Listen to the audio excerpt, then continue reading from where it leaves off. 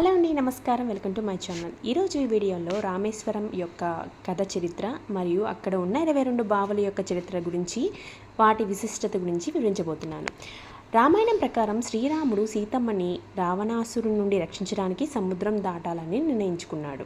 సముద్రాన్ని దాటడానికి వానరసేనతో కలిసి ఆదిశేషుని అవతారమైన నలుడు నీలరాళ్లను సముద్రంలో వేసి రామసేతు కట్టారు. రావణాసురుని సంహరించిన తర్వాత శ్రీరాముడికి బ్రహ్మహత్యా దోషం వచ్చిందని భావించాడు. దాన్ని తొలగించుకోవడానికి ఆయన శివుణ్ణి ఆరాధించాలని నిర్ణయించాడు. అందుకే హనుమంతుడిని కైలాసానికి వెళ్ళి శివలింగం తెమ్మని పంపాడు. అయితే హనుమంతులు వారు ఆలస్యంగా వచ్చారు. అప్పటి వరకు సీతమ్మ ఇసుకతో ఉన్న ఒక శివలింగాన్ని తయారు చేసి ఆ లింగాన్ని ప్రతిష్ఠించింది. అదే రామేశ్వరంలో ఉన్న ప్రధాన లింగం. దీన్ని రామలింగం అంటారు. తర్వాత హనుమంతుడు తెచ్చిన లింగాన్ని కూడా పక్కన ప్రతిష్ఠించారు. ఇప్పటి వరకు భక్తులు మొదట హనుమంతుడు లింగం అంటే విశ్వలింగాన్ని, తర్వాత సీతమ్మ ప్రతిష్ఠించిన రామలింగానికి దర్శనమిస్తారు. ఇది 12 జ్యోతిర్లింగాల్లో ఒక జ్యోతిర్లింగం. ఇక్కడ 22 తీర్థబావుల స్నానం చేసిన తర్వాత రామలింగ దర్శనం చేయడం ఆచారం. రామేశ్వరంలోని 22 తీర్థబావుల పేర్లు మరియు వాటి ప్రాధాన్యం ఒక్కొక్కటి తెలుసుకుందాం. మొదటిది మహాలక్ష్మి తీర్థం. స్నానం చేస్తే ఐశ్వర్యం, సౌభాగ్యం కలుగుతుందని విశ్వాసం. రెండవది సావిత్రి తీర్థం. జ్ఞానం, విద్యలలో అభివృద్ధి కలుగుతుందని నమ్మకం. మూడవది గాయత్రి తీర్థం. పాపాలు తొలగి ఆత్మశుద్ధి కలుగుతుందని నమ్మకం. నాలుగవది సరస్వతి తీర్థం. చదువుల్లో విజయాలు ప్రసాదిస్తుందని నమ్మకం. ఐదవది సేతుమాధవ తీర్థం. స్నానం చేస్తే శాంతి, సంతోషం లభిస్తుందని ప్రతీక. ఆరవది గంధమాధవ తీర్థం. దేహరోగాలు, బాధలు తొలగుతాయని విశ్వాసం. ఏడవది గవయ తీర్థం. సంతాన సాఫల్యం కలిగించే పవిత్ర జలం.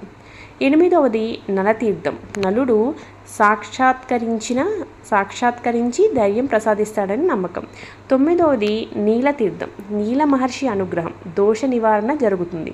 పదవది శంఖతీర్థం. శంఖ ప్రయాగ శక్తి కలిగినది, శత్రు సమస్యల నుండి తొలగిపోతాం. 11వది చక్రతీర్థం. విష్ణు చక్ర శక్తి కలిగినది, రక్షణ, శుభం ప్రసాదిస్తుంది.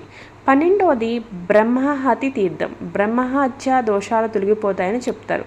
13వది సూర్యతీర్థం. సూర్యదేవుని కరుణ, ఆరోగ్య శక్తి లభిస్తుంది. 14వది చంద్రతీర్థం. చంద్రుని శాంతి, మానసిక ప్రశాంతి ఇస్తుంది. 15వది గంగతీర్థం. గంగాదేవి సాక్షాత్కారంగా ప్రసిద్ధి చెందిందని, పవిత్రతను కలుగుతుందని ప్రతీక. 16వది యమతీర్థం. యమధర్మరాజ కృప, పాప పరిహారం కలుగుతుందని ప్రతీక. 17వది ధర్మరాజ తీర్థం. నిజాయితీ, ధర్మపరమైన జీవితం కలుగుతుందని. 18వది సత్యతీర్థం. సత్యవంతమైన జీవితం, మంచి ఖ్యాతి లభిస్తుంది అని అర్థం. 19 సవిత్రి తీర్థం. పాపక్షయానికి, సద్గుణాలకి పెంపుకి కారణమని అంటారు. 20వది సూర్యనారాయణ తీర్థం. శక్తి, ఉత్సాహం, ఆయుష్ ప్రసాదిస్తుంది. 21వది చంద్రనారాయణ తీర్థం. శాంతి, చల్లదనం, కుటుంబ సుఖం ఇస్తుందని నా ప్రతీక. 22 గంగాధర తీర్థం. శివుని అనుగ్రహం కలిగినదని, అన్ని దోషాలు తొలగిపోతాయని చెప్పేసి దీనికి ప్రతీక. ఈ విధంగా 22 బావుల స్నానం పూర్తి చేసి రామనాథ స్వామి దర్శనం చేయడం చాలా పవిత్రంగా భావిస్తారు. కొన్ని ప్రసిద్ధి పురాణ కథలు కూడా ఉన్నాయి. రాముడు పుణ్యకర్మ. రాముడికి బ్రహ్మ లేదా ఇతర దేవుళ్ళను సూచించి ఆ తీర్థాల్లో స్నానం చేయమని చెప్పడం కొరకు కొన్ని పురాణాలు ఉన్నాయి. అందువల్ల ఇక్కడ పాపాలన్నీ శుభ్రపరచడానికి శక్తి ఉందని చెప్పబడుతుంది. అయితే ఇక్కడ భక్తులకి కొన్ని ప్రాక్టికల్ టిప్స్ అనేది చెప్తాను. ఆలయ నియమాల్ని గౌరవించాలండి. పురుషులు, మహిళల కోసం వేర్వేరు ప్రదేశాలలో మనకి ఉన్నాయి డ్రెస్సులు మార్చుకునేది. ఆ నియమాల్ని మనం పాటించాలన్నమాట. రెండోది 22 తీర్థాలన్నిటిలోనే స్నానం చేయాలనుకుంటే వరుసగా చేయడం మంచిది. చాలామంది మహాలక్ష్మి నుండి మొదట పెట్టి అంతరంగంలో ముందుకు వెళ్తారు. అలా కాకుండా వరుసగా మొదటిది మహాలక్ష్మి తీర్థం నుంచి 22 బావుల వరకు వెళ్ళటం మంచిది.